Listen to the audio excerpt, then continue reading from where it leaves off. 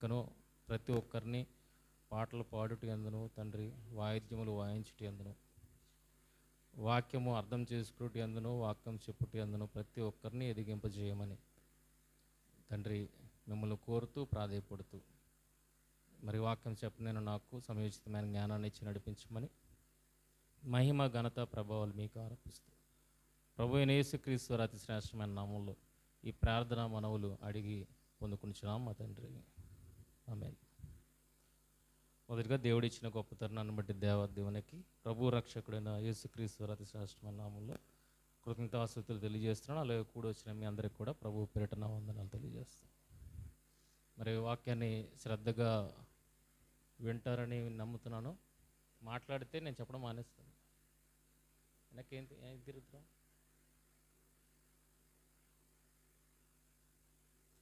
మీ pastor గారు ఆయన time వదిలేసి నాకు ఇచ్చారంటే ఆలోచించండి. విలువైన విషయాలు మీరు వినాలన్న సదుద్దేశంతో మరి సమయాన్ని ఇచ్చారు కనుక సరిపోద్ది. మనం ఎక్కడైనా పని చేసినప్పుడు యజమానికి మనకు పనికి పెట్టుకున్నప్పుడు ఆ పనిని మనం అశ్రద్ధతో చేయకూడదు. నేను పనిచేస్తున్న కంపెనీలు అంటే కంపెనీలో అయితే ఒకవేళ నేను అశ్రద్ధగా ఏమైనా పని చేశాను అనుకోండి, అది ఏం చేస్తుంది? మిషనరీని పాడు చేయడమే కాకుండా ఆ మిషనరీని ఎవరైతే వాడుతున్నారో వాళ్ళ ప్రాణాలను కూడా బలిగొంటుంది. కనుక నా పని విషయంలో అస్సలు అశ్రద్ధ అనేది ఉండకూడదు. ఆ అశ్రద్ధ యాజమాన్యానికి, అలాగే యాజమాన్యం ఎవరినైతే పనికి నియమించుకుందో వాళ్ళకి నాశనాన్ని కలిగించేది గనక మనం చేసే పని ఎలా ఉండాలి? శ్రద్ధగా ఉండాలా వద్దా? ఏ రాము, నువ్వు పని చేసినప్పుడు అశ్రద్ధగా చేస్తావా, శ్రద్ధతో చేస్తావా? ఈరోజు బిగించాను రేపు ఎగిరిపోయినట్టుగా ఉంటుందా పని? లేదు కదా. ఈరోజు బిగించారనంటే వాళ్ళు ఉన్నంత వరకు అది ఉండాలి. అది శ్రద్ధతో చేయడం అంటే. స్టాంప్ ఇంతకుముందు అతికించేవారు, ఉమ్మితేడు పని అని అంటారు కదా, తెలుసా? గమ్ముతో అంటించింది వేరు, ఉమ్ముతో అంటించింది వేరు. ఆ స్టాంప్కి మామూలుగా ఉంటుంది గమ్ము, ఇలా నాలుగుకి పెట్టి అంటించేవారు. అదేమైంది? ఊడిపోయేది. కనుక మన పని ఎలా ఉండాలి అంటే స్టాండర్డ్గా ఉండాలి. పనిలో నిర్లక్ష్యత అనేది ఉండకూడదు అని మనం అనుకుంటే, మన యజమాని ఫీల్ అయితే, మనమే యజమానులం అయితే, మనము అలా ఫీల్ అయితే, దేవుడు కూడా మనందరి యజమానిగా, ఆయన పని కొరకు మనల్ని నియమించుకున్నవాడిగా మనల్ని ఆయన పనులు ఎలా ఉండమంటున్నాడు? శ్రద్ధ కలిగి ఉండమంటున్నాడు. చూడండి, ఒక ఎగ్జాంపుల్ ఇచ్చాడు. ఇర్మియా గ్రంథము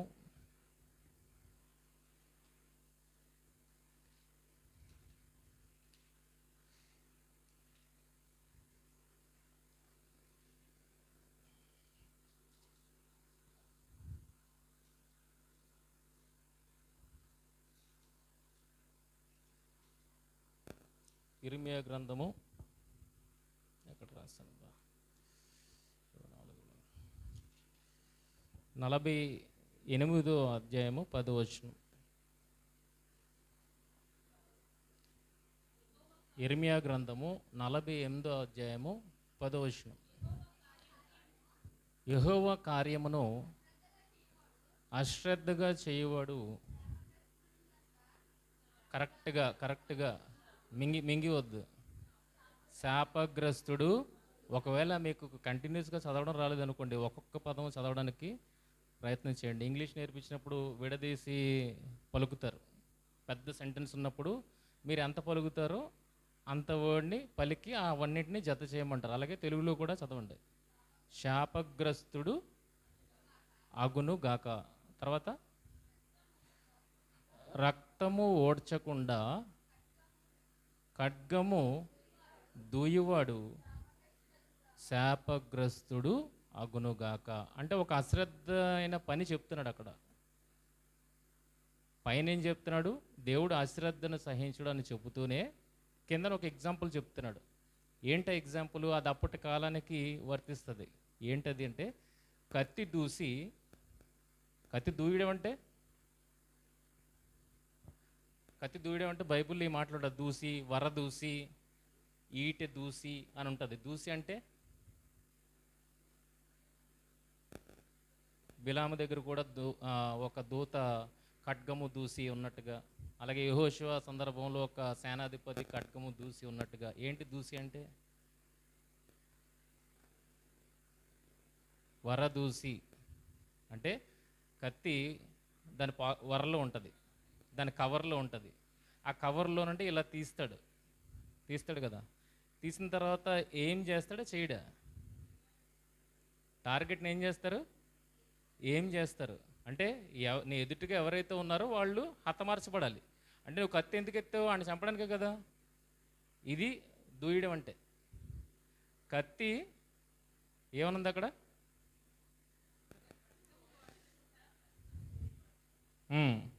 రక్తము ఓడ్చకుండా ఖడ్గము దూయేవాడు. కత్తి ఎత్తావు దేనికి? చంపడానికి. కానీ ఆ రక్తాన్ని చూడకుండానే నువ్వేం చేసావు? మళ్ళా కత్తి దోపేసావు. ఎందుకు తీసి ఎందుకు దూపావు? అర్థమైందా?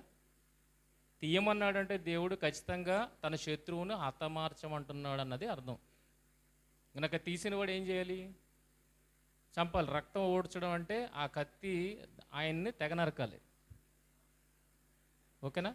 టార్గెట్ చేసిన తర్వాత అది ఏమవ్వాలి? కంప్లీట్ అయిపోవాలి. అది కంప్లీట్ చేయకపోతే వాడు ఏంటట? శాపగ్రస్తుడు. ఎందుకంటే వాడు అశ్రద్ధగా పనిచేశాడు. సౌలు అమాలేకులను అందరిని వెళ్ళి చంపమంటే ఏం చేశాడు? వెళ్ళాడు యుద్ధానికి, రాజును బతికించాడు, అవసరమైన వాటన్నింటినీ కత్తితో హతమార్చకుండా వెనక్కి తీసుకుని వచ్చాడు. దాన్ని ఏమన్నాడు అప్పుడు? హర్షించాడా? సౌలు చేసిన పనిని అది అశ్రద్ధ అని అన్నాడు. అశ్రద్ధకు సౌలుకి తగ్గిన ప్రతిఫలం ఏంటి? రాజ్యం పోయింది, చివరికి తన ప్రాణం కూడా పోయింది కదా. కనుక అశ్రద్ధ అనేది మన పనిలోనే కాదు, దేవుని పనిలో కూడా పని చేయకూడదు అని మాట్లాడుతూ సంఖ్యాకాండము ఇజ్రాయేలీలు ఐగుప్తు నుండి కనానుకి ప్రయాణమైన ఆ దినాలలో చాలాసార్లు దేవుణ్ణి శోధించిన సందర్భాలు మనకు కనబడతాయి. సంఖ్యాకాండము 14వ అధ్యాయము 22వ వచనం. సంఖ్యాకాండము 14వ అధ్యాయము 22వ వచనము. నేను ఐగుప్తులోను అరణ్యములోను చేసిన సూచక క్రియలను నా మహిమను చూచిన ఈ మనుష్యులందరూ ఈ 10 మారులు నా మాట వినక నన్ను పరిశోధించిరి. కాగా వారి పితరులకు ప్రమాణపూర్వకంగా నేను ఇచ్చిన దేశమును వారు చూడరు. నన్ను అలక్ష్యము చేసిన వారిలో ఎవరునూ దానిని చూడరు. వీళ్ళకి ఇచ్చిన శాపం ఏంటి? శాపగ్రస్తుడు అగ్ను అన్నారు కదా ఇందాకలా. ఇప్పుడు ఇజ్రాయేలుకి వచ్చిన శాపం ఏంటి? దేనికోసం అయితే బయలుదేరారో దానికి వెళ్ళట్లేదు, అరణ్యములో నశిస్తున్నారు. ఎందుకు అలా నశిస్తున్నారంటే వాళ్ళ ఎదుటే దేవుడు గొప్ప కార్యాలు చేసిన తర్వాత అటువంటి గొప్ప దేవుని ఎడల వీళ్ళు ఎలా వ్యవహరించాలో అన్నది వారికి తెలియాలి. అలాంటిది వాళ్ళు ఏం చేశారు? ఆ దేవుణ్ణే అలక్ష్యము చేశారు. గనుక నన్ను అలక్ష్యము చేసిన వారిలో ఎవరునూ దానిని చూడరు. ఎవరైనా అలక్ష్యం చేస్తే, ఎవరైనా దేవుణ్ణి అశ్రద్ధ చేస్తే వాళ్ళు ఏది చూడరు? వాళ్ళు టార్గెట్కి రీచ్ అవ్వరు.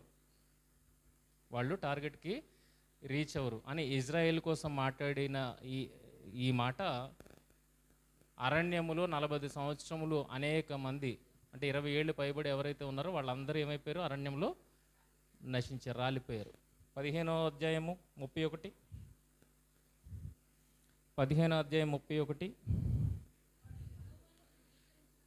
వాడు యెహోవాను తృణీకరించిన వాడగును గనుక అట్టివాడు నిశ్చయముగా జనుల్లో నుండకుండా కొట్టివేయబడును.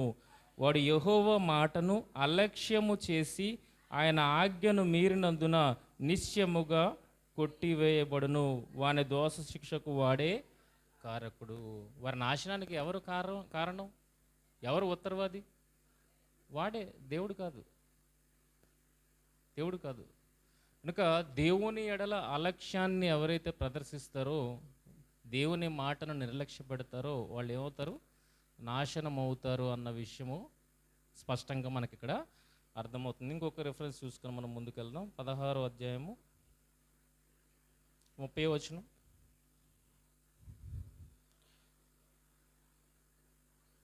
ఇక్కడ కోరాహు దాతాను సందర్భం.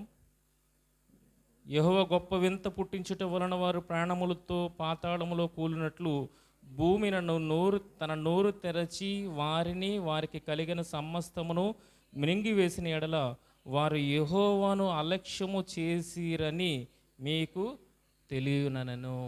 ఎందుకు భూమి నెరవిడిచి వారందరినీ మింగేస్తుంది? అలా మింగేసిందంటే మనం ఏమర్థం చేసుకోవాలి? వారు యెహోవాను అలక్ష్యము చేశారు. చూసారా ఎలాంటి పరిణామాలు ఉన్నాయో? దేవుడైన యెహోవా పట్ల నిర్లక్ష్యముగా మనం వ్యవహరిస్తే ఎలాంటి పరిణామాలు ఉన్నాయో మనకి ఇక్కడ కనబడుతుంది, వారి జీవితాల్లో కనబడుతుంది. వాడు శాపగ్రస్తుడు అవుతాడు. కనుక ఇందాక ఒక మాట చదువుకున్నాం, ఎవరైతే నిర్లక్ష్యము చేస్తారో వారు దేన్ని చూడరు? కనాను చూడరు అని ఏదైతే అన్నాడో ఆ మాట ఎవరి ఎడల కూడా నెరవేరడం మనం చూస్తాం. ఎవరి ఎడల? మోషే అహరోనుల ఎడల కూడా ఆ మాట వర్తించినట్లుగా మనం చూస్తాం. మరి మోషే అహరోనులు ఏది నిర్లక్ష్య పెట్టారు వాళ్ళు చేరకపోవడానికి?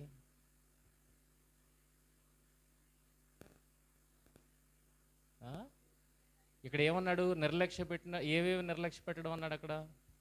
ఇందాక మనం చదువుకున్నాం, ఆయన మాటను కానీ ఆయనను అశ్రద్ధ చేసినా కానీ ఆయన పరిశుద్ధతకు దెబ్బతీసే విధంగా మనం ఉన్న ఒక అన్యాగ్నిని అహరోను కుమారులు పట్టుకెళ్ళేందుకు. ఏ అగ్నిని? అన్య అగ్ని. ఏదో వాళ్ళకి తెలియకుండా వెళ్ళిపోయారు. అన్య అగ్ని. వాళ్ళు ఏమైపోయారు? అగ్నికి ఆహుతి అయిపోయారు. అన్య అగ్ని అంటే అంతలో కూడా మనం నిర్లక్ష్యము చూపకూడదు అన్న విషయం మనకి అర్థమవుతుంది. కనుక నిర్లక్ష్యం చూపితే వారు తీవ్రమైన పరిణామాలకు గురవుతారన్న విషయం మనకు అర్థమవుతున్నప్పుడు మోషే అహరోనులు కూడా ఏ రకంగా దేవుణ్ణి నిర్లక్ష్య పెట్టినందుకు వారు ఆ కనాను దేశానికి వెళ్ళలేకపోయారు. చాలా వేడుకున్నాడు దేవుడిని మోషే. ఏమనంటే నేను వెళ్ళాలి అని. ఇదే ఫైనల్. ఇంకొకసారి నువ్వు నా దగ్గర అడక్క, నువ్వు అసలు వెళ్ళవు. నువ్వు చూస్తావు కానీ నువ్వు వెళ్ళవు. ఇది నడిపించిన వాడు, ఇజ్రాయేల్ని నడిపించిన వాడు, ఇజ్రాయేల్ని చేర్చాల్సిన వాడు చేరకుండానే మార్గములోనే ఆగిపోవడానికి గల కారణము ఏంటి? ఏ పరిణామాలు దానికి దారితీసే? దేవుడు అన్న మాట ఖచ్చితం. అది ఎవరి విషయంలో కూడా నెరవేరింది? మోషే అహరోనుల విషయంలో. ఇటు ఇజ్రాయెల్ నడిపించిన మోషే అహరోనుల విషయంలో కూడా అది నెరవేరినట్లుగా మనం చూస్తున్నాం. చూడండి వాక్యం. అదే సంఖ్యాకాండము 20వ అధ్యాయము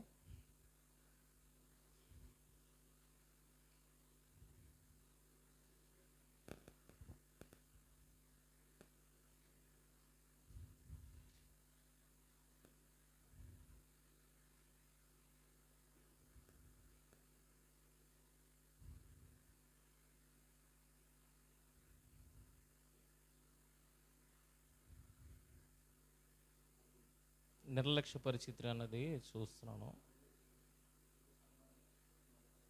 అది నమ్ముకొనకపోతే డైరెక్ట్ వర్డ్ చూద్దాం.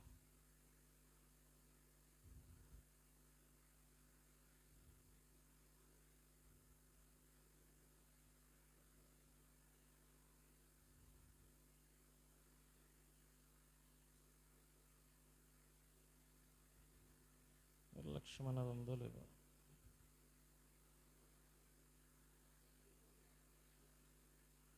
ఎక్కడ చదివారా?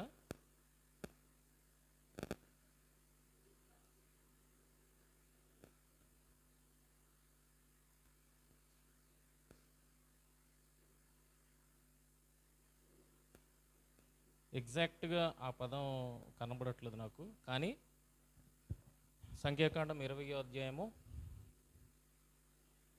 12వ వచనం. అప్పుడు మోషే అహరోనులతో, నేను ఇజ్రాయేలు కన్నుల ఎదుట నా పరిశుద్ధతను సన్మానించినట్లు నన్ను నమ్ముకొనకపోతిరి గనుక గనుక ఈ సమాజమును నేను వారిచ్చిన దేశంలోనికి మీరు తోడుకొని పోరని చెప్పాను. దేన్ని బట్టి ఇది జరిగింది? దేన్ని బట్టి అది జరిగింది? మెయిన్ మాట, దేన్ని బట్టి అది జరిగింది? నన్ను నమ్ముకొనక పోతిరి, నన్ను నమ్ముకొనక పోతిరి అన్న మాట ఒకటైతే, మరొక మాటని మనం చదువుకుందాం. నా పరిశుద్ధతను, సంఖ్యాకాండం 27వ అధ్యాయము 13-14 వచనాలు రాసుకోండి పాయింట్స్ కింద.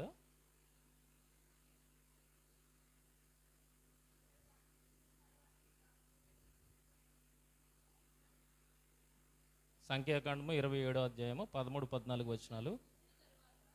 నీవు దాన్ని చూచిన తర్వాత నీ సహోదరుడైన అహరోను చేర్చబడినట్లు నీవును నీ స్వజనులతో చేర్చబడదువు. అనగా సీను అరణ్యములో సమాజము వాదించినప్పుడు ఆ నీళ్ల యొద్ద వారి కన్నుల ఎదుట నన్ను పరిశుద్ధపరచక నా మీద తిరుగుబడితిరి. ఇది రెండో పాయింట్ కింద రాసుకోండి. మొదటి పాయింట్ ఏంటి? ఇందాకలా మనం ఆడుకున్నాం, నన్ను నమ్ముకొనక పోతిరి, నా పరిశుద్ధతను సన్మానించినట్లు నన్ను నమ్ముకొనకపోతిరి. ఏ రకంగా నమ్మలేదు వాళ్ళు? రెండోది, ఇక్కడ రెండోది ఏంటి? నీళ్ల యొద్ద వారి కన్నుల ఎదుట నన్ను పరిశుద్ధపరచక నా మీద తిరుగుబడితిరి. ఏ రకంగా తిరుగుబడ్డారు? ఏ రకంగా నమ్ముకోలేదు? ఏ రకంగా తిరుగుబడ్డారు? ఏ రకముగా తన పరిశుద్ధతను సన్మానించలేదు.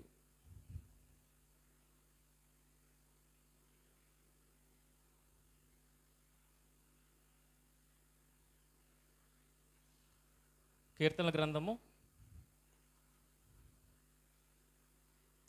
106వ కీర్తన 32-33 వచనాలు.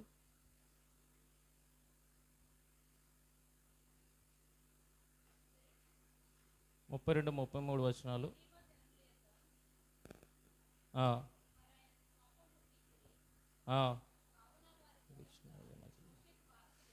మోషేకు బాధ కలిగను ఎట్లనగా వారు అతని ఆత్మ మీద తిరుగుబాటు చేయగా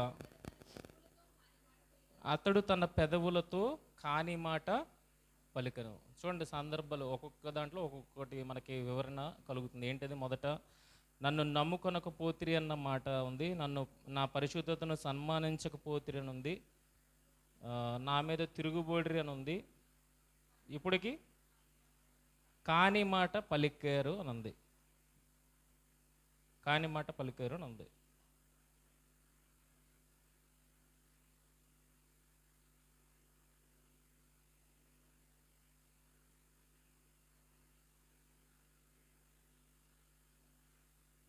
కనుక దీనిని బట్టి దేవుడు ఏమన్నాడంటే మోషతో, ద్వితీయోపదేశకాండము 3వ అధ్యాయము 23వ వచనం నుండి,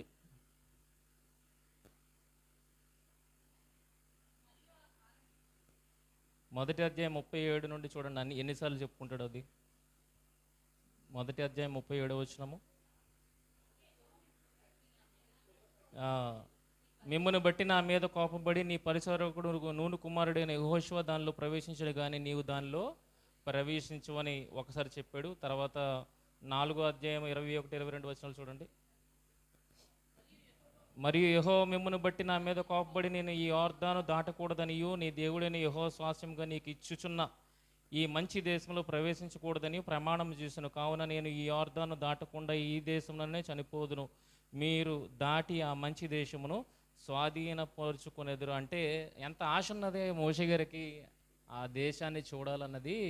ఎందుకంటే నడిపిస్తున్నవాడు దేవుడే నడిపిస్తానని చెప్పిన తర్వాత ఆ దేశం ఎలాగుంటుంది అనేది ఊహలకు అందడానికి అక్కడికి వెళ్ళాలని ప్రయత్నం చేస్తారు. అంతేనా?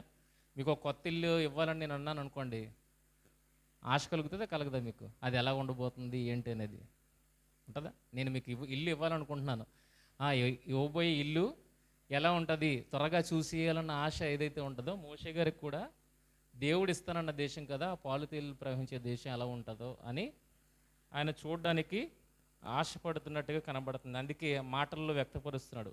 3వ అధ్యాయము 23వ వచనం నుండి, మరియు ఆ కాలమున నేను యెహోవా ప్రభువా, నీ మహిమను నీ బాహుబలమును నీ దాసునికి కనుపరచ మొదలుపెట్టి ఉన్నావు. 25వ వచనం,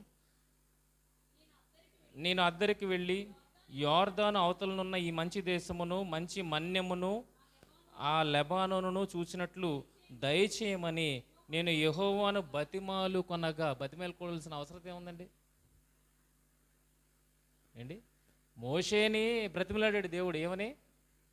నేను దిగొచ్చాను ఇజ్రాయెల్ని రక్షించడానికి, నువ్వు రా నాతో అని మోషేని దేవుడు ఎంత కాదన్నా బ్రతిమలాడాడు. ఇప్పుడు ఎవరిని బ్రతిమలాడుతున్నారు? మోషే గారు యెహోవాను బ్రతిమలాడుతున్నారు. అప్పుడేమొచ్చి కనాను దేశానికి తీసుకెళ్ళడానికి నువ్వు రా అని దేవుడు అడిగాడు. ఇప్పుడు ఆ దేశాన్ని చూస్తాను అని యెహోవాని ఎవరు బ్రతిమలాడుతున్నారు? మోషే గారు బ్రతిమలాడడం చూస్తున్నావు. ఎందుకు ఈ పరిస్థితి వచ్చింది అని అంటే, దేవుని ఎడల వారు వహించిన నిర్లక్ష్య వైఖరి. ఏంట వైఖరి అని చూద్దాం. దయచేయమని నేను యెహోవాను బతిమాలు కొనగా, యెహోవా మిమ్మును బట్టి నా మీద కోప్పడి నా మనవి వినకపోయెను, మరియు యెహోవా నాతో ఇట్లనను, చాలును. సీరియస్గా పిల్లలు మాట అడుగుతున్నప్పుడు సీరియస్గా ఎలా మాడతాం? ఇక నువ్వు అడగడం అయిపోయింది, ఇంక నేను చెప్పింది విండవే అన్నట్టుగా దేవుడు ఇక్కడ సెలవిస్తుంది. ఇక్కడ ఇట్లనను, చాలును, ఇకను ఈ సంగతిని గూర్చి నాతో మాట్లాడవద్దు అంటే ఇంకెత్తవద్దు నా దగ్గర. నీ ఛాన్సెస్ అయిపోయి, నువ్వు అడగాల్సిన ఛాన్సెస్ అయిపోయి, నేను ఒకసారి వద్దానంటే ఇంకా వద్దే, ఇంక అడగొద్దు అని అన్నాడు. ఇంతకీ అంతగా మోషే దాన్ని కోరుకోవడానికి దేవుడు వద్దనడానికి ఏం జరిగింది అన్నది చూడగలిగితే, ఇది మోషేకు చిన్నదాంతో పోయింది. కనాను దేశాన్ని చూడకపోయినా ఆ పరమ కనాన్ని అయినా ఖచ్చితంగా చూస్తాడు. కానీ మోషే దగ్గర ఆ నిర్లక్ష్య వైఖరి ఈ చిన్న ఇష్యూతోనే పోయింది. ఒకవేళ వెళ్ళకపోయినా పెద్ద నష్టం లేదు, ఎందుకంటే వెళ్ళి చనిపోవడమే కదా మోషే. 120 ఏళ్ళు వెళ్ళి ఏమైనా అనుభవించాలా? కేవలం చూడాలని ఆశ అంతే, అక్కడికి వెళ్ళి చేసేది ఏం లేదు. కనుక చిన్నదాంతోనే పోయింది. ఒకవేళ నిజంగా అదే నిర్లక్ష్యం ఈరోజు దేవుని ఎడల మనం చేస్తే మనం ఏం పోగొట్టుకుంటాం?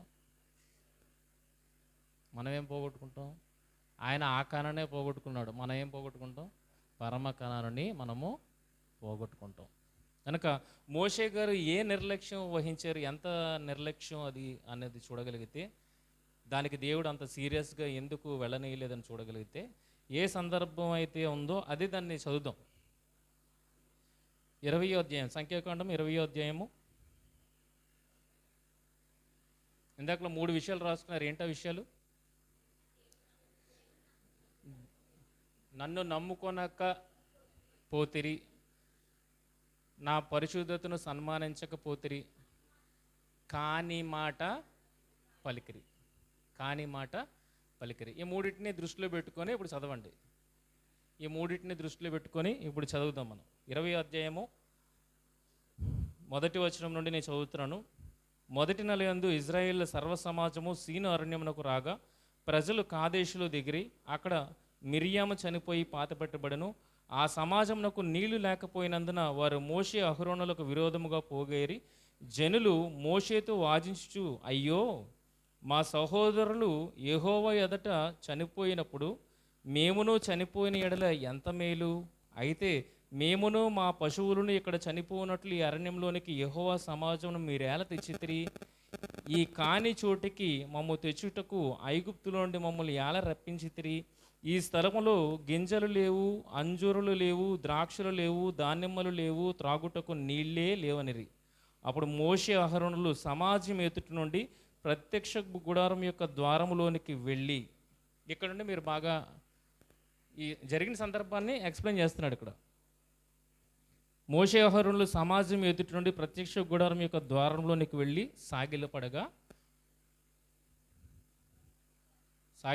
యెహోవా మహిమ వారికి కనబడిను. అంతటా యెహోవా మోషేకు ఇలాగ సెలవిచ్చెను, నీవు నీ కర్రను తీసుకొని నీవును నీ సహోదరుడైన అహరోనును ఈ సమాజమును పోగు చేసి వారి కన్నుల ఎదుట ఆ బండతో మాటలాడుము. ఏమన్నాడండి? వీళ్ళు ఎక్కడికి వెళ్ళారట? బాగా ఒక స్టెప్ టు స్టెప్ గమనించండి, మీకే క్లారిటీ వచ్చేస్తుంది. వారు ఎక్కడికి వెళ్ళారట? అప్పుడు మోషే అహరోనులు సమాజం ఎదుట నుండి ప్రత్యక్షపు గుడారం యొక్క ద్వారంలోనికి వెళ్ళి సాగిలపడగా యెహోవా మహిమ వారికి కనబడెను.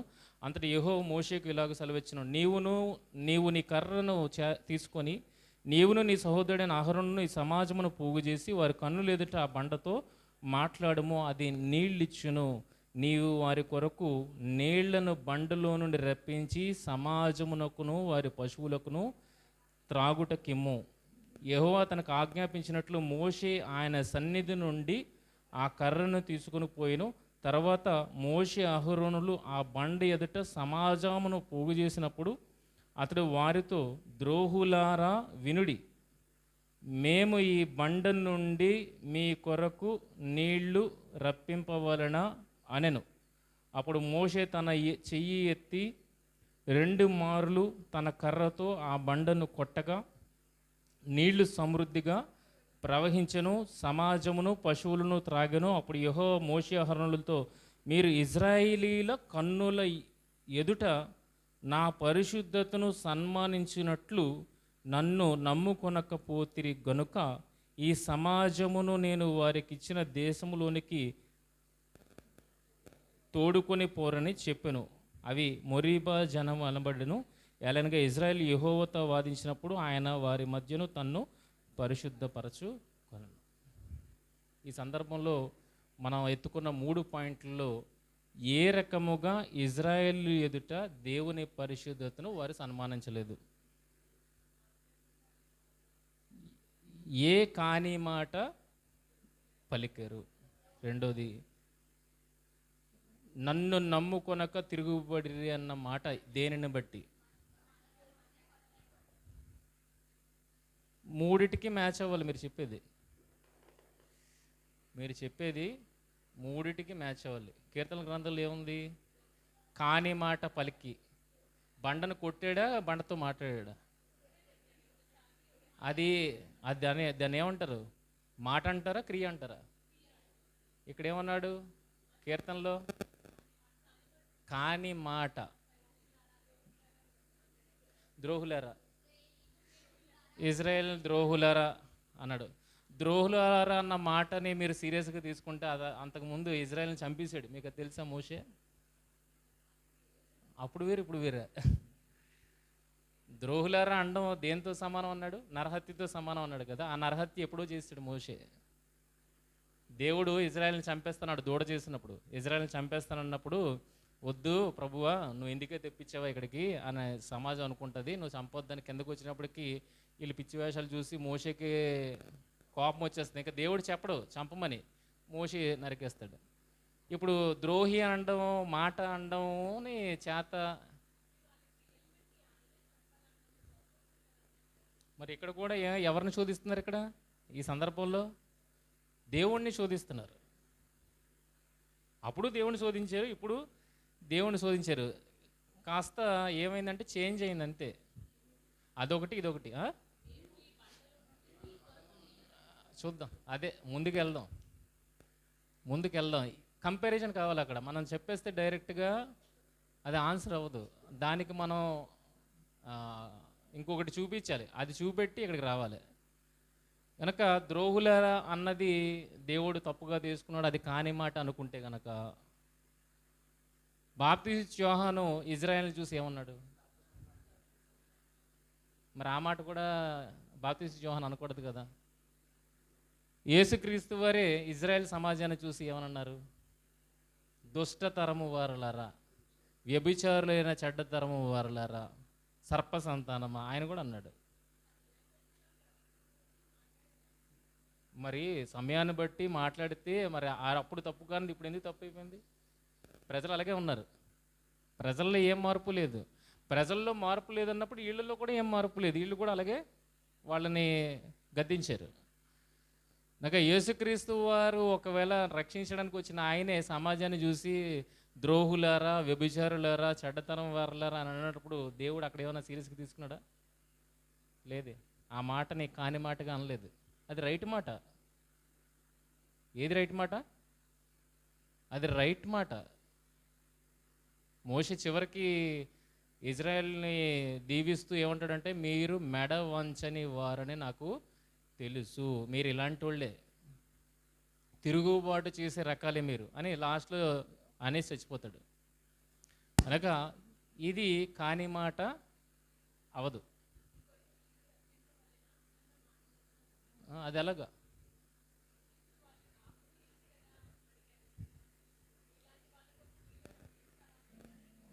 ఇలాంటి వాళ్ళ కోసం నీళ్ళు రప్పించాలని ఈయన అడిగితే ఆయన బండతో మాట్లాడమనగానే కొట్టగానే ఏమొచ్చే నీళ్ళు సమృద్ధిగా వచ్చాయి. అసలు నీళ్ళు రాకూడదు కదా కొడితే. అది ఆలోచిద్దాం, మనం ఆలోచిద్దాం. ఇప్పుడు 3 మాటలకి మనం ఇచ్చే ఆన్సర్ సరిపోవాలి. కానీ మాట అన్నది బండతో కొట్టడం కాదు. ద్రోహులారా అనడం అనేది అది రైట్ మాటే. నేను చెప్తాను, అది చెప్తాను, ముందుకెళ్తాను.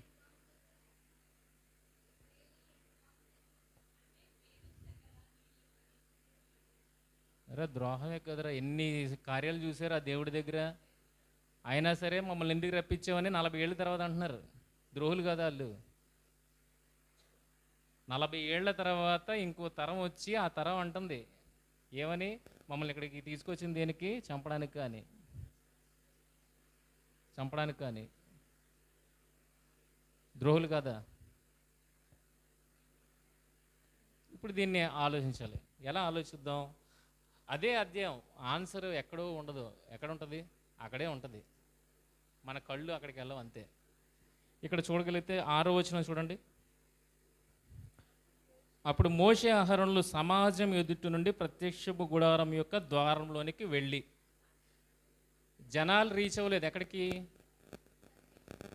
సమాజం ఎక్కడో ఉంది, అందులో నుండి వీళ్ళు సమాజంతో మాట్లాడి వీళ్ళు ఎక్కడికి వచ్చారు? ప్రత్యక్షపు గుడారము దగ్గరికి మోషే అహరోనులు మాత్రమే వచ్చారు. సమాజం దూరంగా ఉంది, వీళ్ళు ఇక్కడికి వచ్చారు. ఇప్పుడు దేవుడు ఎవరితో మాట్లాడుతున్నాడు? మోషే అహరోనులతో. ఇప్పుడు మోషే అహరోనులతో మాట్లాడింది సమాజం విన్నదా? దూరంగా ఉన్నారు కదా. మన ఆలోచిస్తున్నప్పుడు అక్కడ మనం దాన్ని విజువలైజ్ చేసుకోవాలి, పిక్చర్ని ఊహించుకోవాలి. సమాజం వేరుగా ఉంది, వీళ్ళు ప్రత్యక్ష గుడారం వేరే దగ్గర ఉంది. సమాజంతో మాట్లాడి వీళ్ళు ప్రత్యక్ష గుడారం దగ్గరికి వెళ్ళిపోయారు. వెళ్ళిన తర్వాత దేవుడు మోషే అహరోనులతో మాట్లాడుతున్నాడు. ఏ కర్ర అయితే నువ్వు నదిని కొట్టావో ఆ కర్రను తీసుకొని వాళ్ళ ఎదుటకి వెళ్ళి చూడండి, ఒక ప్రొసీజర్ని దేవుడు రిపీట్ చేస్తున్నట్టుగా ఉంది ఇక్కడ. ఒక ప్రొసీజర్ని దేవుడు మోషే చేత రిపీట్ చేయిస్తున్నట్టుగా ఉంది. ఎలా చెప్తున్నాడంటే, కర్ర పట్టుకో. ఏ కర్ర? నువ్వు నీళ్లను కొట్టిన కర్ర ఉంది కదా, ఆ కర్రను పట్టుకో. తర్వాత ఏమన్నాడు? నీవును నీ సహోదరుడైన అహరోను ఈ సమాజమును పోగు చేయు. ఇది సేమ్ ప్యాటర్న్. ఎప్పుడంటే ఇంతకు ముందు కూడా నీళ్ల కోసం వారు గొడవ చేసినప్పుడు అక్కడ కూడా సేమ్ ఇదే చెప్తాడు దేవుడు. నువ్వు కర్ర తీసుకో, నేను బండ ఎదుటిగా నించుంటాను, నువ్వు వెళ్ళి ఆ బండని 2 మార్లు కొట్టు, అప్పుడు ఆ బండ నీళ్ళు ఇస్తుంది. సేమ్ కర్ర, సేమ్గా సమాజాన్ని నించోబెట్టు, నేను ఎదురుగా ఉంటాను, ఆ బండను నువ్వు కొట్టు అని ఆ రోజు ఏదైతే అన్నాడో సేమ్ ప్యాటర్న్ని రిపీట్ చేస్తున్నాడు. రిపీట్ చేస్తూ చిన్న మాట మార్చాడు దేవుడు. ఆ రోజు ఏమన్నాడు? 2 మార్లు బండని కొట్టమన్నాడు. ఇక్కడ సేమ్ ప్యాటర్న్ చెబుతూ ఏమన్నాడు? ఒక్క లాస్ట్ మాట మార్చాడు. ఏమన్నాడు చూడండి, కన్నులు ఎదుట ఆ బండతో మాటలాడము, అది నీళ్ళిచ్చును, నీవు వారి కొరకు నీళ్లను బండలో నుండి రప్పించి సమాజమునకు వారి పశువులకు త్రాగనిమ్ము. ఈ మాటలు ఎవరితో మాట్లాడారు తెలుసా? ఇజ్రాయెల్ సమాజానికి తెలీదు, కేవలం వీళ్ళకి మాత్రమే తెలుసు. ఇప్పుడు వీళ్ళు యెహోవా సన్నిధి నుండి బయటికి వెళ్ళి దేవుడు ఏం చేయమన్నాడో ఆ కార్యాన్ని చేశారు. ఏం చేశారు చూడండి, యెహోవా అతనికి ఆజ్ఞాపించినట్లు మోషే ఆయన సన్నిధి నుండి ఆ కర్రను తీసుకొని పోయాను. తర్వాత మోషే అహరోనులు ఆ బండ ఎదుట సమాజమును పోగు చేసినప్పుడు, ఇప్పుడు వాళ్ళు ఎక్కడికి వెళ్ళారు? సమాజం మధ్యకి వెళ్ళారు, బండ దగ్గరికి వెళ్ళారు. బండ దగ్గరికి వెళ్ళారు. ఆ బండ ఎదుట సమాజమును పోగు చేసినప్పుడు అతడు వారితో, ద్రోహులారా వినుడి, మేము ఈ బండలో నుండి మీ కొరకు నీళ్లు రప్పింపవలన అనెను. అప్పుడు మోషే తన చెయ్యి ఎత్తి 2 మార్లు తన కర్రతో ఆ బండను కొట్టగా నీళ్లు సమృద్ధిగా ప్రవహించెను. నీళ్ళైతే ఆగలేదు. మాట్లాడమన్నాడు కానీ కొట్టినా నీళ్ళైతే ఆగలేదు. నీళ్ళు ఎందుకు ఆగలేదు అన్నది నేను చెప్తాను ముందుకెళ్ళిన తర్వాత. మాట్లాడితేనే వస్తాయి అన్నాడు కదా, మరి కొడితే ఎందుకు వచ్చి కదా, నీళ్ళు ఎందుకు వచ్చి అన్నది చెప్తాను. సమాజమును పశువులను త్రాగిన అయిపోయింది. అప్పుడు యెహోవా వీళ్ళని పిలిచి ఏమన్నాడు మళ్ళీ మోషే అహరోనులతో, మీరు ఇజ్రాయేల్ కన్ను ఎదుట నా పరిశుద్ధతను సన్మానించినట్లు నన్ను నమ్ముకొనకపోతిరి గనుక. బండతో దేవుడు మాట్లాడమన్నాడు, వీళ్ళు ఇక్కడికి వచ్చి బండని కొట్టారు. ఒకవేళ దేవుని పరిశుద్ధత ఏ రకంగా సన్మానించలేదు అనంటే, మాట్లాడమన్నది కొట్టడం ద్వారా ఇజ్రాయేల్ సమాజం ఎదుట దేవుని పరిశుద్ధతను సన్మానించలేదు అనుకోవడానికి అసలు ఇజ్రాయేల్ ఎదుట ఆ విషయం చెప్పాడా? నేను అడుగుతున్న ప్రశ్న, ఇజ్రాయేల్కి తెలియదు కదా విషయం ఏంటో. ఏదైనా ఆ మొక్క మోషే అహరోనులతోనే మాట్లాడాడు తప్పితే ఇజ్రాయేల్ దగ్గర దేవుడు మాట్లాడలేదు. పోనీ వీళ్ళకి తెలిసి అక్కడ మాట్లాడమని కుట్టాడు అనుకోండి, అప్పుడు దేవుని పరిశుద్ధత ఏమవుతుంది? సన్మానించినట్లు అవుతుంది, దేవుని నమ్ముకోకపోతే అన్నట్లు అవుతుంది. కానీ ఇజ్రాయేల్కి విషయం తెలీదు. నీ ప్రశ్నలు ఏమనుంటాయి లాస్ట్లో. ఇప్పుడు నువ్వు ఆఫీస్ అనుకో, నా ఫ్లో ముందుకెళ్ళదు. అది కనుక ఇజ్రాయేల్కి విషయం తెలియదు కనుక బండను కొట్టడం అనేది అక్కడ పరిశుద్ధతను సన్మానించకపోవడం అనేది మిస్ మ్యాచ్ అవుతుంది. అది కాదు, అది కాదు. మరి ఏంటి? ద్రోహులారా కాదు, బండను కొట్టడము కాదు, మరి ఏంటి? కాని మాట పలికారు, కాని మాట పలికారు. ఇదే ప్యాటర్న్, సేమ్ ప్యాటర్న్ చెప్పాను కదా, అది ఎప్పుడు జరిగింది చూడగలిగితే నిర్గమాకాండము 16వ అధ్యాయము 16 నీళ్ళు చూడు, చదువు.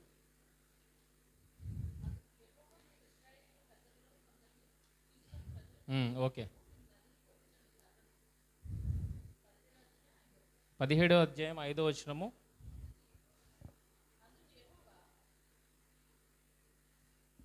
అందుకు యెహోవా, నీవు ఇజ్రాయేల్ పెద్దల్లో కొందరిని తీసుకొని ప్రజలకు ముందుగా పొమ్ము. చూడండి, సేమ్ చెప్తున్నాడు ఇక్కడ. ఇది మొదటిసారి జరిగింది. మొదటిసారి అంటే మొదటి తరం ప్రజల దగ్గర జరిగింది ఇది. అది 2వ తరం ప్రజల దగ్గర జరుగుతుంది. రెండిటి సార్లు సేమ్ ఉపయోగిస్తున్నాడు మాటలు, వర్డ్ టు వర్డ్, ఏం తేడా లేదు. ఏమన్నాడు? నీవు నదిని కొట్టిన చేత పట్టుకుని పొమ్ము, ఇదిగో అక్కడ హోరేబులోని బండ మీద నేను నీకు ఎదురుగా నిలిచెదను. నీవు ఆ బండను కొట్టగా ప్రజలు త్రాగుటకు దానిలో నుండి నీళ్లు బయలుదేరనని మోషేతో సెలవేయగా మోషే ఇజ్రాయెల్ పెద్దల కన్నులు ఎదుట అట్లు చేసెను. అప్పుడు ఇజ్రాయెల్ చేసిన వాదమును బట్టి యెహోవా మన మధ్య ఉన్నాడో లేడో అని వారు యెహోవాను శోధించుటను బట్టి అతడు ఆ చోటికి మస్సా అని మెరీబా అని పేరు పెట్టాను. సేమ్ జరుగుతుంది కదా. సంఖ్యాకాండం 20 నిర్గమకాండము 17 రెండు సేమే. కానీ నిర్గమకాండం 17 అధ్యాయంలో మోషే ఒక మాటను పలికాడు. ఆ మాట ఎక్కడ లేదు? ఆ మాట సంఖ్యాకాండములో లేదు. ఇది కాని మాట. ఇక్కడ ఏదైతే ఉందో అక్కడ ఏదైతే లేదో దాన్ని బట్టి మీకే అర్థమైపోవాలి కాని మాట ఏంటో. ఏంటన్నమాట?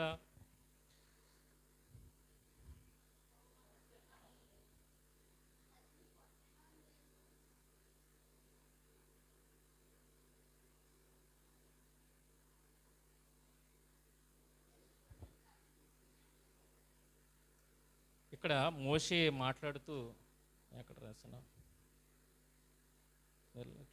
కాని మాట, మేమేపాటి వారం అన్న మాట చూడండి ఎక్కడుందో. మేమేపాటి వారము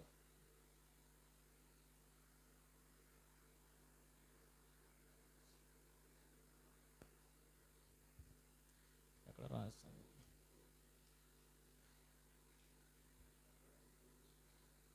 ఒకసారి ఎందుకు రాశాను. నిర్గమ 17:2 చూడండి. నిర్గమ 17:2.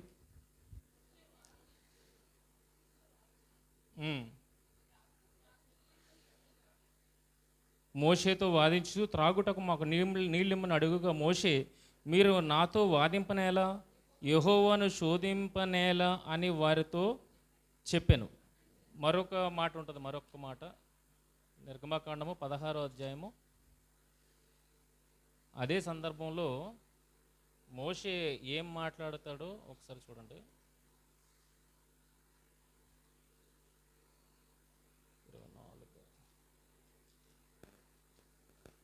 16:7-8.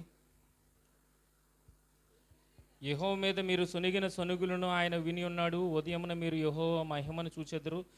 మేము ఏపాటి వారము, మా మీద సనగనేలా అనిరి. మరియు మోషే, మీరు తినుటకే సాయంకాలం మాంసమును ఉదయమున చాలినంత ఆహారమును యెహోవా మీకు ఇయ్యగను.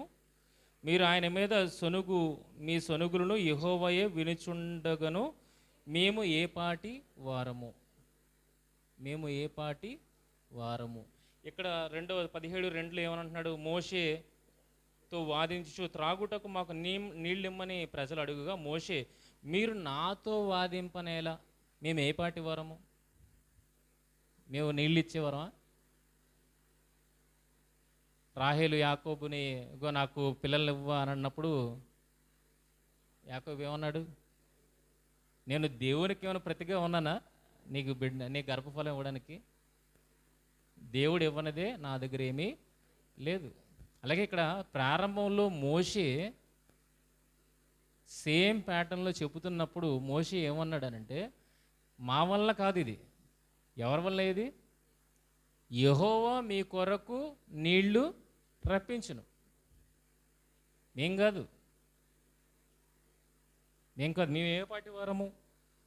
త్రాగుటకు మాకు నీళ్ళు ఇమ్మని అడుగుగా మోషే, మీరు మాతో వాదింపనేలా, యెహోవాను శోధింపనేలా అని వారితో చెప్పును. అక్కడ ప్రజలు నీళ్లు లేక దప్పికొని మోషే మీద సొనుగుచు, ఇదెందుకు? మమ్మను, మా పిల్లలను, మా పశువులను దప్పి చేత చంపుటకు ఐగుప్తుల నుండి ఇక్కడికి తీసుకొని వచ్చి తీరని.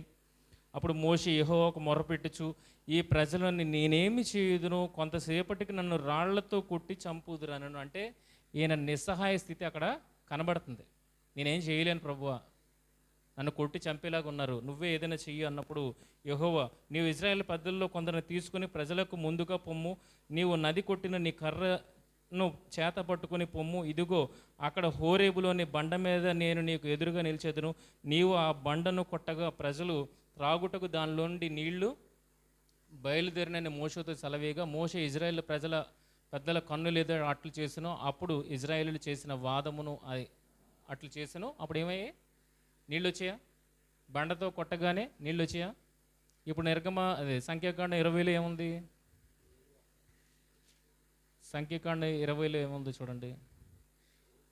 20లో మళ్ళీ పైనుండి చదువుదాం. 8. నీవు నీ కర్రను తీసుకొని నీవుని నీ సహోదరుడైన అహరోనును ఈ సమాజమును పోగు చేసి వారి కన్నులెదుట ఆ బండతో మాటలాడము. మిగిలినవన్నీ ఒకటే, కానీ ఒక్కటే చేంజ్ అయింది. ఏంటి? కొట్టొద్దు, మాట్లాడు. ఓకేనా? మాట్లాడు. అది నీళ్ళిచ్చును. నీవు వారి కొరకు నీళ్లను బండలో నుండి రప్పించి సమాజమునకు వారి పశువులకును త్రాగుట కిమ్ము. దేవుడు మైండ్ని చూడండి ఎలా సెట్ చేస్తాడో. మోషే మైండ్ని ఎలా సెట్ చేస్తున్నాడో చూడండి ఇక్కడ. అంటే ఏం మాట్లాడతాడా ఆ టెన్షన్లో, మోషే ఏం మాట్లాడతాడా అని మోషేని సెట్ చేస్తున్నాడు. అక్కడ ఏమంటున్నాడు? నీవు వారి కొరకు. అసలు మోషే నీళ్ళు రప్పించగలరా? కానీ దేవుడు మైండ్ని ఎలా ట్యూన్ చేస్తున్నాడు అక్కడ. అంటే ఇంత టెన్షన్లో కూడా అశ్రద్ధగా ఉంటాడా, శ్రద్ధగా ఉంటాడా? ఇజ్రాయెల్ బాధించినప్పుడట ఏమన్నాడట ఆయన? కానీ మాట పలికడంట. మనం ఎప్పుడు సరిగ్గా ఉన్నామనేది, డెసిషన్ సరిగ్గా తీసుకున్నామని మనం చెప్తామంటే నువ్వు టెన్షన్ లేనప్పుడు కాదు, టెన్షన్ ఉన్నప్పటికీ కూడా నువ్వు ఆ టెన్షన్లో నుండి ఒక సరైన నిర్ణయం తీసుకోగలిగితే అది మెచ్చుకోగలుగుతుంది. అలాగే ఇప్పుడు మోషే మీద ప్రెషర్ ఉంది. వయసు ఎంతండి? మోషే వయసు అప్పటికి 120 ఏళ్ళ దగ్గరికి వచ్చేస్తున్నాడు. వీళ్ళు పెడుతున్న ప్రెషరు ఇప్పటి వరకు తిరుగుబాటు చేస్తూనే ఉన్న ప్రజలు, ఇలాంటి టెన్షన్ మోషే మీద ఉన్నప్పుడు దేవుడు మోషేని చెక్ చేస్తున్నాడు. చూడండి ఏమంటున్నాడు? అది నీళ్ళిచ్చును. నీవు వారి కొరకు నీళ్లను బండలో నుండి రప్పించి సమాజమునకును వారి పశువులకును త్రాగుట కిమ్ము. యెహోవా అతనికి ఆజ్ఞాపించినట్లు మోషే ఆయన సన్నిధిని ఆ కర్రను తీసుకుని పోయాను. తర్వాత మోషే అహరోనులు ఆ బండ ఎదుట సమాజమును పోగు చేసినప్పుడు అతడు వారితో, ద్రోహులారా వినుడి, మేము ఈ బండలో నుండి మీ కొరకు నీళ్లు రప్పింపవలెన. మొదటిసారి ఏమన్నాడు మోషే? మొదటి దీంట్లో మొదటి టర్న్లో ఏమన్నాడు? మేము ఏపాటి వారమో మా మీద మీరు సొనగడం ఏంటి, మాతో మీరు వాదిస్తారేంటి, దేవుడు ఇవ్వాలి కదా అని దేవుడి దగ్గర మొరపెట్టాడు. అంటే ఎవరిని మహింపరిచాడు? ఇజ్రాయెల్ సమాజం ఎదుట దేవుణ్ణి మహింపరిచాడు. ఇప్పుడు ఏ మాట మాట్లాడుతున్నాడు చూడండి.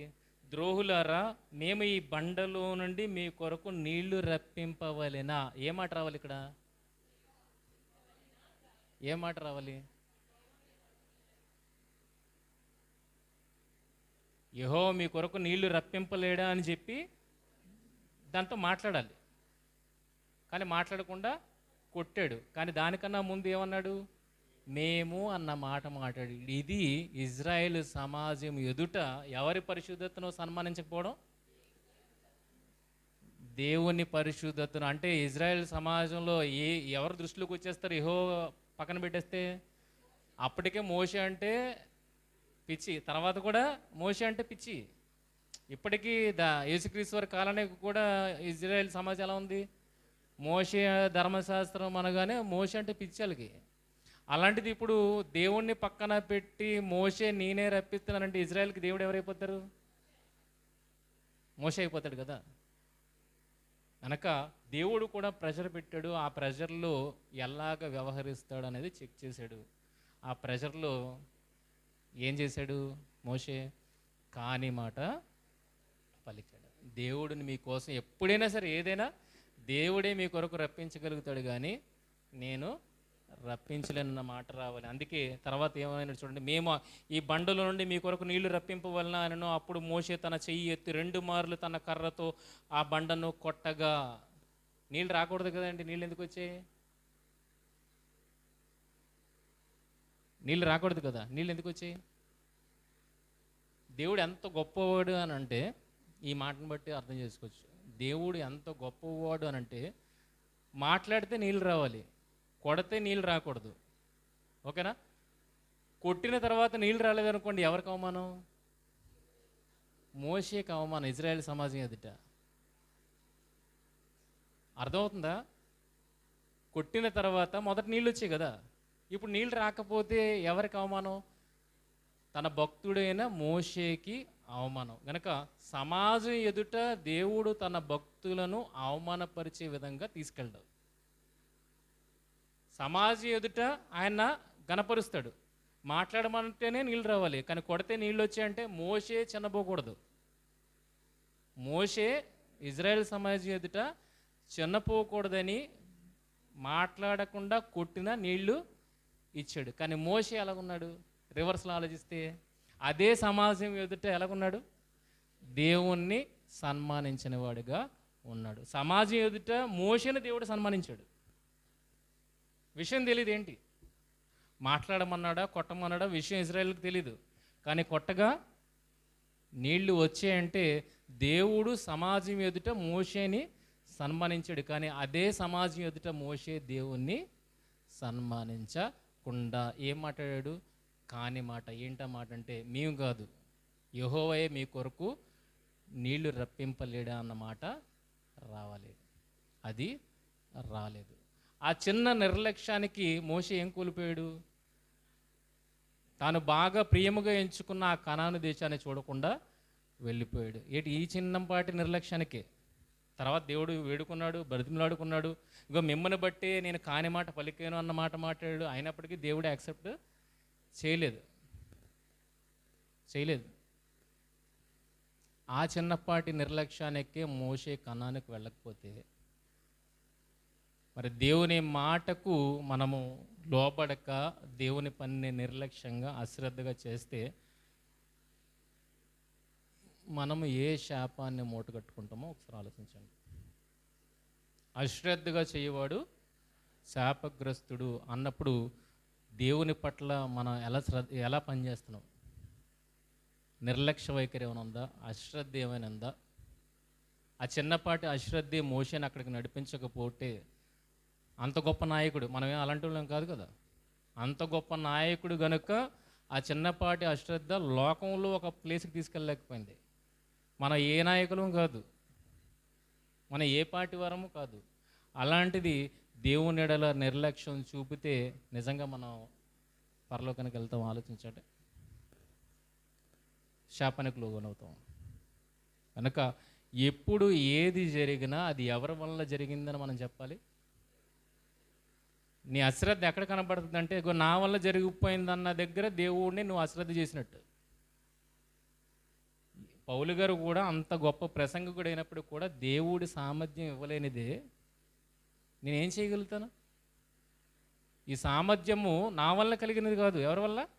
దేవుని వల్ల కలిగింది అని ఆయన దేవుణ్ణి మహింపరుస్తున్నాడు. అంటే మన జీవితంలో ఏ కార్యాలు జరిగిపోయినప్పటికీ కూడా, కొండలను బద్దలు చేసినప్పటికీ కూడా అది ఎవరి వల్ల జరిగింది?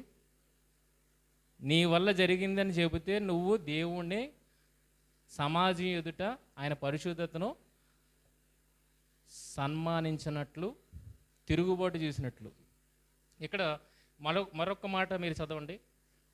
మేము ఈ బండలో నుండి మీ కొరకు నీళ్లు రప్పింపవలనను. అప్పుడు మోషే తన చెయ్యి ఎత్తి 2 మార్లు ఆ కర్రతో ఆ బండను కొట్టగా నీళ్లు సమృద్ధిగా ప్రవహించను, సమాజమును పశువులు తాగను. అప్పుడు యెహోవా మోషే అహరోనులతో, మీరు ఇజ్రాయేల్ కొన్న ఎదుట నా పరిశుద్ధతను సన్మానించినట్లు నన్ను నమ్ముకొనకపోతిరి. అంటే ఎవరు నమ్ముకున్నారు? ఆన్సర్ అక్కడే ఉందని చెప్పాను కదా. నన్ను నమ్మకొనకపోతిరి అంటే ఎవరు నమ్ముకున్నారు? వాళ్ళు తమ్మును తాము నమ్ముకున్నారు. ఆన్సర్ ఎక్కడుంది? అక్కడే ఉంది. ఎంత స్టోరీ బిల్డప్ చేస్తేనే కానీ ఈ మాటకి మనం చేరలేకపోయాం. చూడండి, దేవుణ్ణి నమ్మకపోతే ఎవరు నమ్ముకున్నా చెప్పండి? మనమైనా సరే దేవుణ్ణి నమ్మకుండా ఉండాలంటే, దేవుణ్ణి నమ్మట్లేదు అని అంటే ఎవరు నమ్ముకున్నట్టు? మనల్ని మనమే నమ్ముకున్నట్టు. ఇక్కడ అదే కదా కనబడుతుంది. మేము ఈ బండలో నుండి నీళ్లు రప్పింపవలనంటే ఎవరు నమ్ముకున్నారు? ఎవరి మీద తిరుగుబాటు చేశారు ఆ మాట పలికి? అర్థమవుతుందా? సమాధానం ఇక్కడే ఉంది. దీన్ని ఏమంటారు? అశ్రద్ధ, నిర్లక్ష్యం. కనుక ఎంత కష్టమైన పరిస్థితుల్లో మీరు ఉన్నప్పటికీ ఒక యోబులాగా మీరు ఎవరిని మహింపరచాలి? దూషించకుండా ఆ దేవుణ్ణి సమాజం ఎదుట మహింపరిచేవారుగా మీరు ఉండాలి. అది ఇది నేర్పుతున్న పాఠం మనకి. నాకు ఎన్ని టెన్షన్స్ రానండి, అన్ని టెన్షన్స్కి మీరు ఎవరి మీద ఆధారపడిపోతున్నారు? దేవుడి మీద ఆధారపడుతున్నారు అన్నప్పుడు మీకేం ప్రాబ్లమే లేదు. ఇంకో ఏదైనా ఆయనే చేయాలి. నేను చేసుకునేది ఏమీ లేదు. మీ వెంట్రుకను తెల్లగానేనను నల్లగానే మీరేమైనా చేసుకోగలరా? వెనక ఆలోచించడం ఎందుకు? ఆలోచన అంతా ఎవరి మీద ఏమన్నాడు? మీ చింత యావత్తు తీసుకొని వచ్చి దేవుడి మీద వేయండి, అన్నిటికీ దేవుడే సమాధానం అన్నట్టుగా మన జీవితంలో ఏ పరిస్థితుల్లో ఉన్నప్పటికీ మన సమాధానం అదే అయి ఉండాలి. అప్పుడు దేవుని గణపరిచిన వారు అవుతారు. కనుక శాపగ్రస్తులంగా ఉండకుండా దేవుడి పట్ల శ్రద్ధ కలిగి కార్యాలను జరిగిస్తూ ఆయన ఇచ్చే నిత్య రాజ్యానికి మనం అందరం చేరుకోవాలని మిమ్మల్ని కోరుకుంటూ నా మాటలు ముగిస్తాను. ప్రార్థన చేసుకుందాం. మహోన్నతుడైన మా తండ్రి, మహాఘనమైన శ్రేష్టమైన అతి పవిత్రమైన నామానికి వందనాలు. దేవా, మంచి మాటలను మీరు అందించి ఉన్నారని మేము నమ్ముతున్నాం తండ్రి. దేవా, ఆ చిన్న నిర్లక్ష్యము మోషను అక్కడికి చేరనివ్వకుండా చేసింది. మరి మాది పరిస్థితి ఎలా ఉన్నదనేది మాకు మేము పరిశీలించుకోవాల్సిన వారముగా ఉన్నాం తండ్రి. దేవా, నిర్లక్ష్య వైఖరిని వీడి శ్రద్ధతో మీ కార్యాలను చేపట్టే వారముగా మేమందరం ఉండేటట్లుగా మీ వాక్యము మాలో ఫలింపజేయమని మిమ్మల్ని ప్రార్థిస్తూ, చిన్నపిల్లలు మొదలుకొని పెద్దల వరకు మరి వాక్యాన్ని వినేటట్టుగా వాక్య ప్రకారమైన జీవితాన్ని వారు కలిగి ఎదుగుటకు, వృద్ధి చెందుటకు సహాయం దయచేయమని మహిమగంత ప్రభావాలు మీకు ఆరోపిస్తూ ప్రభువైన యేసుక్రీస్తు వారి అతి శ్రేష్టమైన నామంలో ఈ ప్రార్థన మనవులు అడిగి వేడుకొనిచున్నాం మా తండ్రి. ఆమేన్. అందరికీ వందనాలు.